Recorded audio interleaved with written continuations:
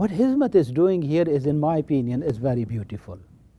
What they are doing, that they are not creating the authority of clergy, but they are saying what are the moral principles on which Islam wants to build a society and community.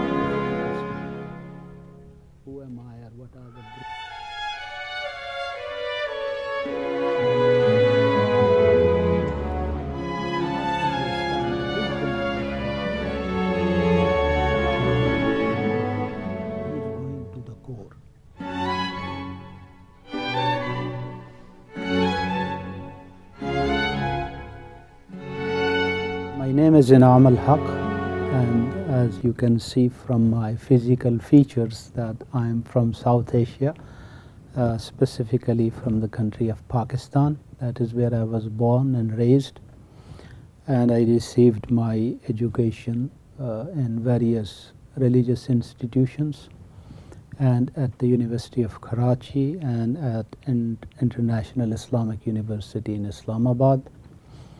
I came to United States in 1982 and I taught introductory courses at Benedictine, at UIC, at Loyola, and currently my main job is at Elmhurst College, where I teach courses on Islam, and I am also Muslim co-chaplain, and I also work with Niebuhr Center for Faith and Action, which is our institute for social work and interfaith work. As I came to know Hizmet and its work about, say, 10 years ago, 12 years ago, I was very impressed with the quality of the people who were involved in the mission and the direction of the work, that they really had an approach towards Muslim community, Turkish community, and in general broader human society, which was very positive and which was very future oriented. Rather than being focused on the past and being the prisoners of past, which many Muslim societies are, they were using past only as a learning experience, and they were really focusing on the future.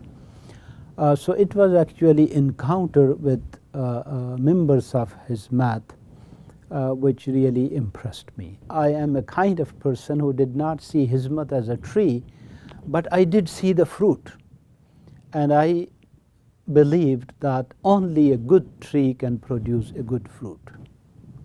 And without getting into ideological conflicts and discussions, what is right, what is wrong, and who is criticizing on what ground, you cannot miss the point that what is being delivered, through a network of educational institutions, through a network of charitable organization, a network of interfaith activities, building relationship with all kind of people.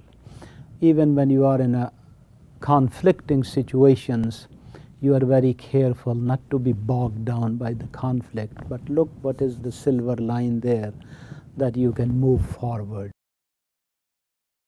I would say that Sheikh Gulen, Fethullah Gulen, may God give him health and may God give him very long life, is really a very remarkable person of our age and time. He is not seeking anything personally. Now what does it mean? Are we all not working for our own self? This is all we are working for our own self. But you have someone who is not working for his own self. So what it means that he is looking at things way beyond his own personality. Who am I, or what I will get, or what I cannot get, and what people can give me and what they cannot give me. So he is a person, in my opinion, who truly transcends himself,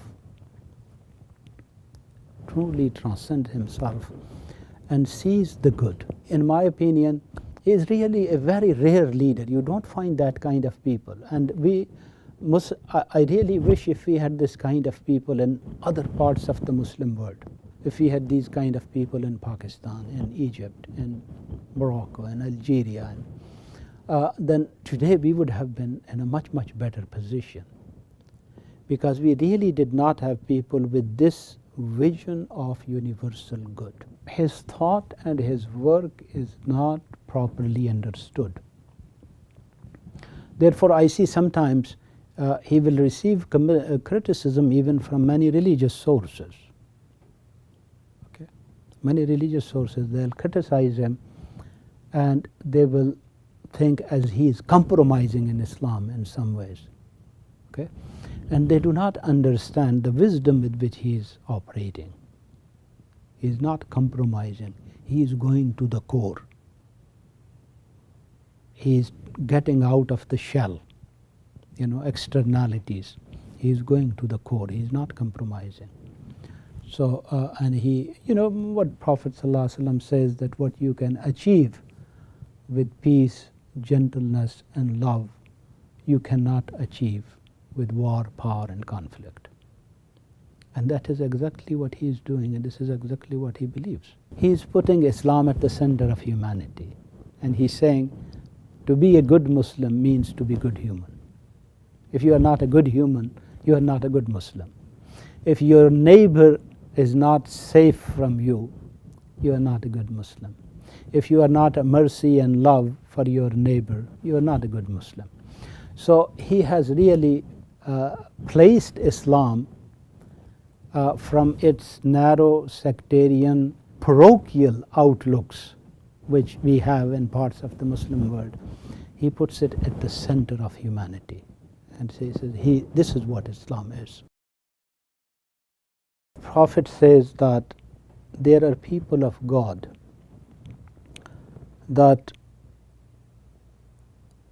they come so close to God through their virtue and goodness and good deed that God says that ultimately I become his hand, that he works through my hand.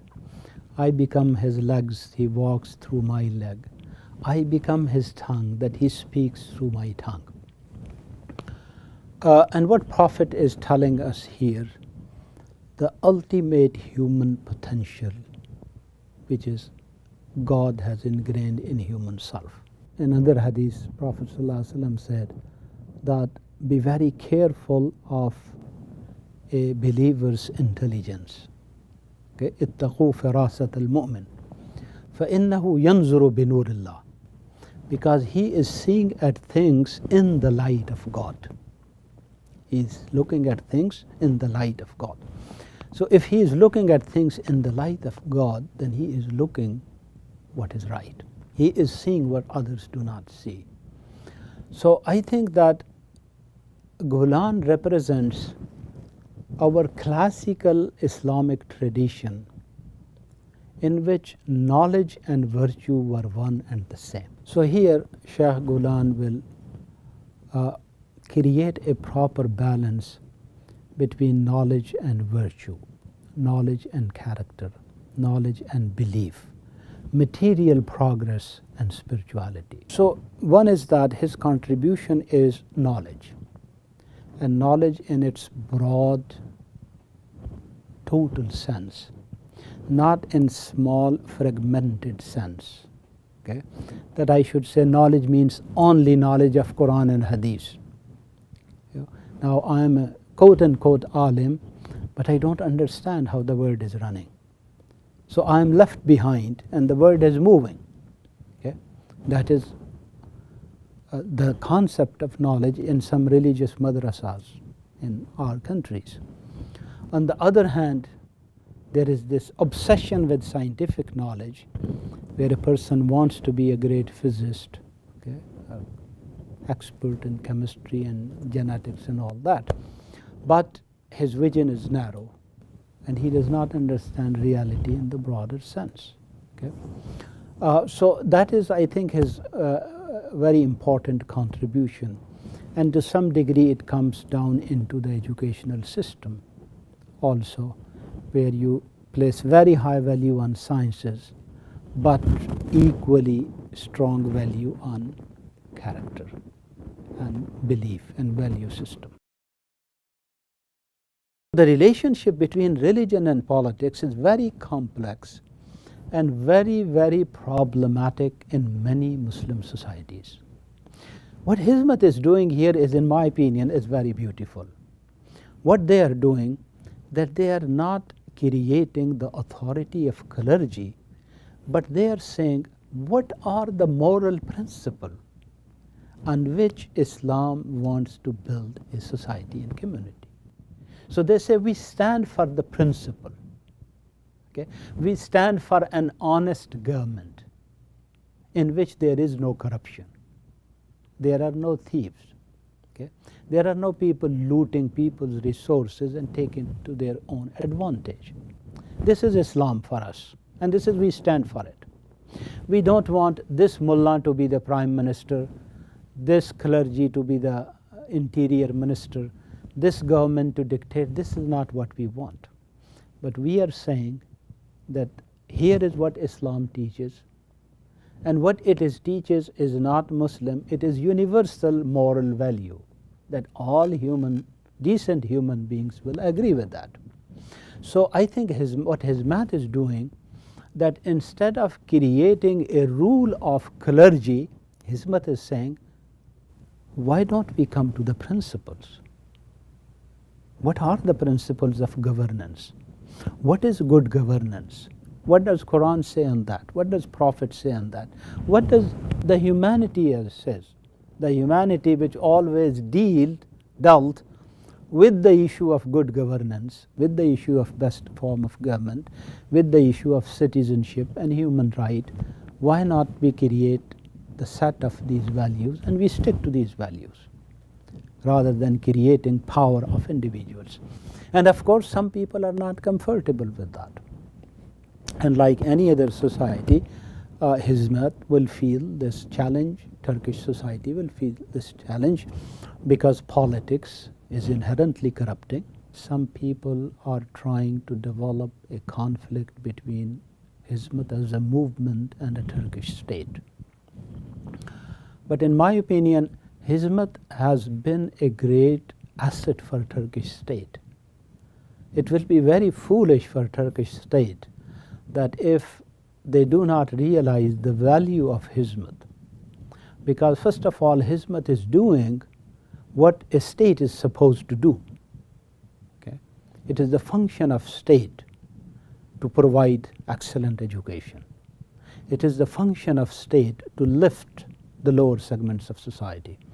It is the function of state to offer an honest, clear, non-biased opinions, information, education, all, So the thing is that what Hizmet is doing is lifting overall Turkish society, and then in a broader way to Muslim and a human society.